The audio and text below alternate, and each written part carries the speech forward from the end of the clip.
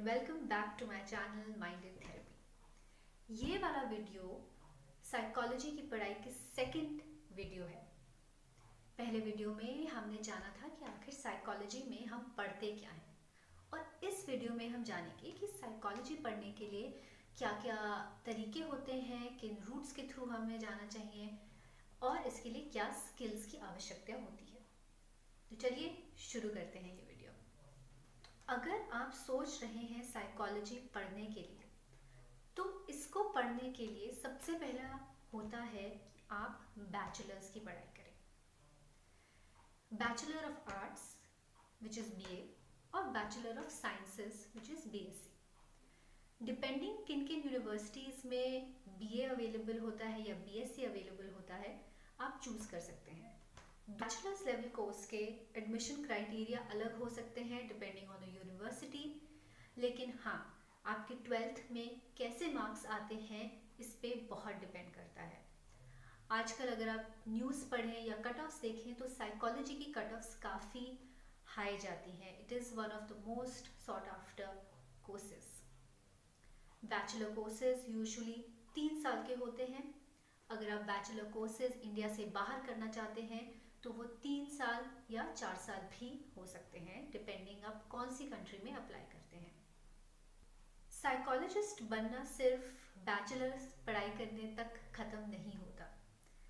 Psychologist बनने के लिए हमें बैचलर्स के बाद मास्टर्स भी करना बहुत ज़रूरी हो जाता है।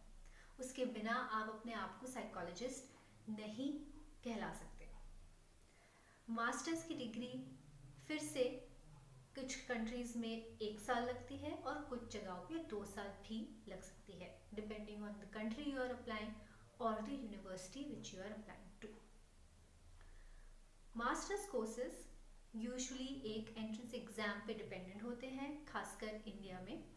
अगर आप बाहर अप्लाई करना चाहते हैं तो उसमें मास्टर्स के एडमिशन की क्राइटेरिया चेंज हो जाती है, और लेकिन वहाँ पे भी आपके मार्क्स देखे जाते हैं कि आपने बैचलर्स में कितने मार्क्स या कितने क्रेडिट्स ऑब्टेन किए हैं। यूजुअली बहुत से लोग मास्टर्स ख़त्म करने के बाद, मास्टर्स इन साइकोलॉजी ख़त्म करने के बाद जॉब्स के लिए अप्लाई करना शुरू कर देते हैं, और कुछ लोगों को जॉब्स मिल भी जाती है। लेकिन बहुत लोग अपनी पढ़ाई कंटिन्यू करना चाहते हैं, आगे पोस्ट ग्रेजुएट लेवल या रिसर्च करना चाहते हैं। उसके लिए आपको एमफिल का पाथ लेना पड़ता है। इसमें आप एमफिल के बाद पीएचडी करेंगे, और पीएचडी आप जानते हैं कि ईजिली बिटवीन 4 to 5 years लग जाता है। और पीएचडी के बाद आपकी डॉक्टरेट लेवल की पढ़ाई ख़त्म हो जाती है, and you can officially put doctor in front of your name. अब एक बहुत ज़रूरी बात आती है, जो है ये जानना कि साइकोलॉजी पढ़ने के लिए कुछ स्किल्स की आवश्यकता होती है, और वो स्किल्स आपको पढ़ाई करने के बाद भी यूज़ करनी होती है। तो इसमें मैं आपको एक मेंटल प्रिपरेशन कराना चाहती हूँ, मेंटली प्रिपेयर रखना चाहती हूँ कि कौन सी ऐसी स्किल्स हैं जो आपको शुरू से आपको डेवलप करने में एफर्ट डालना पड़ेगा।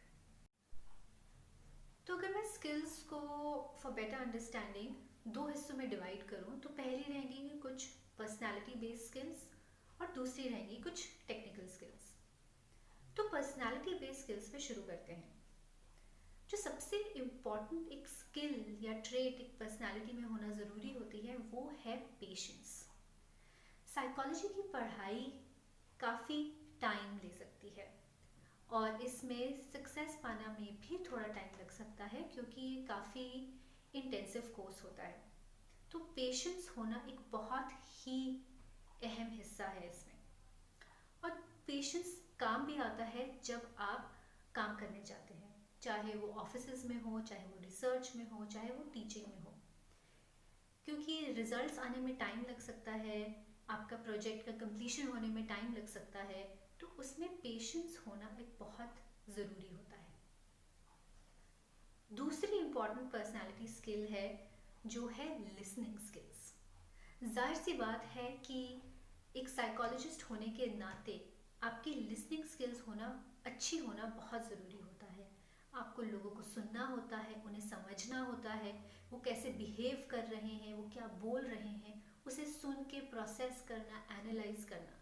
तो अटेंटिव लिसनिंग स्किल्स होना एक बहुत ही इम्पॉर्टेंट ट्रेट है एक अच्छे साइकोलॉजिस्ट बनने में। तीसरी पर्सनालिटी स्किल या पर्सनालिटी ट्रेट होना जो कि ज़रूरी है वो है कम्युनिकेशन स्किल्स, कि आप लोगों से कैसे बात करते हैं, अपनी बात कैसे समझा पाते हैं, कैसे अपने ओपिनियंस शेयर करते हैं, अपनी फाइंडिंग्स शेयर करते हैं।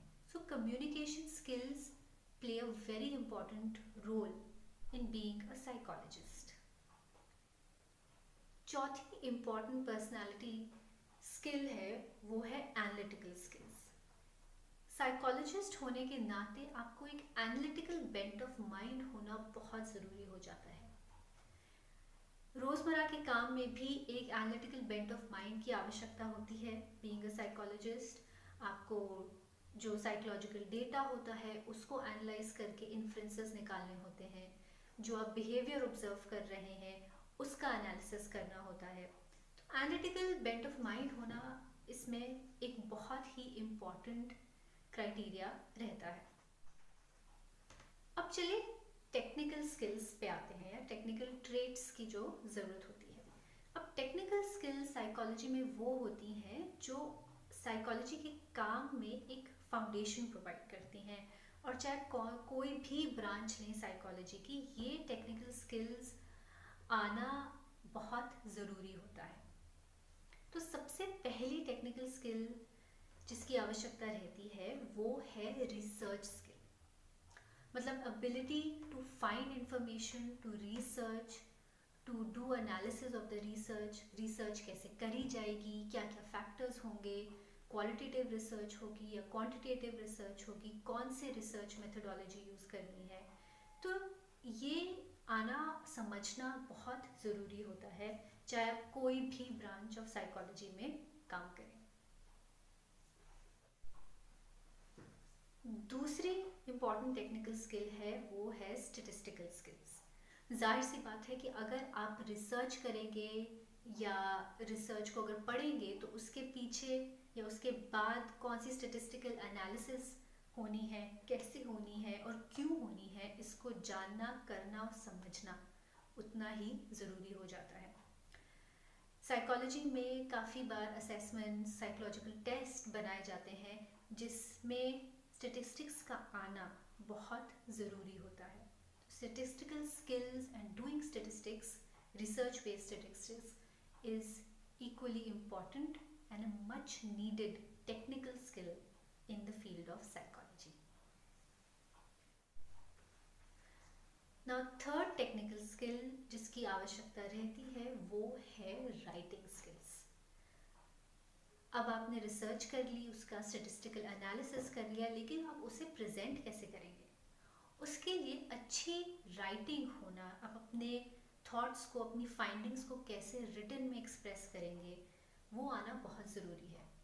और सिर्फ रिसर्च को ही एक्सप्रेस करना नहीं, लेकिन बहुत सा साइकोलॉजिकल कंटेंट बनाना, आर्टिकल्स लिखना, ट्रेनिंग प्रोग्राम्स बनाना, ट्रेनिंग मॉड्यूल्स बनाना, इन सब में राइटिंग होना या अच्छी राइटिंग होना बहुत ही ज़रूरी होता है।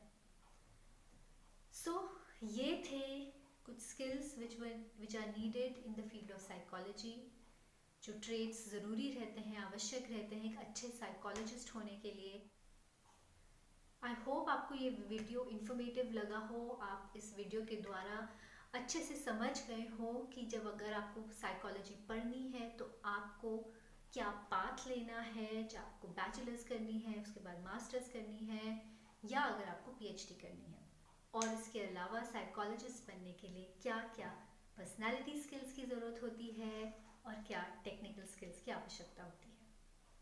अगर आपको ये वीडियो अच्छा लगा हो तो इसे लाइक ज़रूर करें, शेयर करें, और अगर आप स्टूडेंट हैं या साइकोलॉजी की पढ़ाई कर रहे हैं और अगर आपके पास सवाल हैं कुछ मेरे लिए तो उस कमेंट सेक्शन में ज़रूर डालें।